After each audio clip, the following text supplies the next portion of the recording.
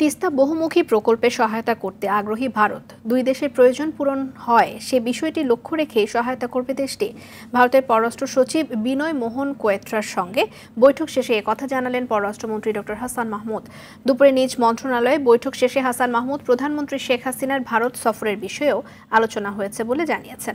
এছাড়াও দুই দেশের কানেক্টিভিটি বাড়ানো এবং ভিসা সহজীকরণ নিয়েও আলোচনা হয়। সীমান্ত হত্যা বন্ধে ভারতের আন্তরিকতার অভাব নেই জানিয়ে পররাষ্ট্রমন্ত্রী বলেন, হত্যা বন্ধ নিয়ে আলোচনা হয়েছে। প্রতিবেশী দেশগুলো থেকেও বাংলাদেশে শান্তিপূর্ণভাবে স্থানীয় সরকার নির্বাচন হয়েছে। বিএনপি ভোটারদের নিষেধ করেও লাভ হয়নি জানিয়ে পররাষ্ট্রমন্ত্রী বলেন, সবার অংশগ্রহণে শান্তিপূর্ণ ভোট হয়েছে।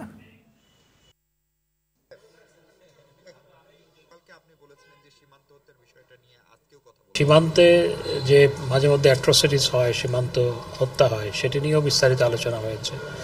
নন লিথাল উইপন ব্যবহার করার উপর আমরা গুরুত্ব আরোপ করেছি। তাদের বর্ডার সিকিউরিটি গার্ডকে তারা নির্দেশনা দিয়েছেন এবং তারা সেটি অনুসরণও করেন যে নন লিথাল উইপন ব্যবহার করা। ভিসা পেতে অনেক সময় অনেক অপেক্ষা করতে হয়, সেটি নিয়ে বিস্তারিত আলোচনা করেছি এবং ভারতের পররাষ্ট্র সচিব আমাকে যেটি বলেছেন, তারা আরও তাদের এখানকার ক্যাপাসিটি বাড়ানোর জন্য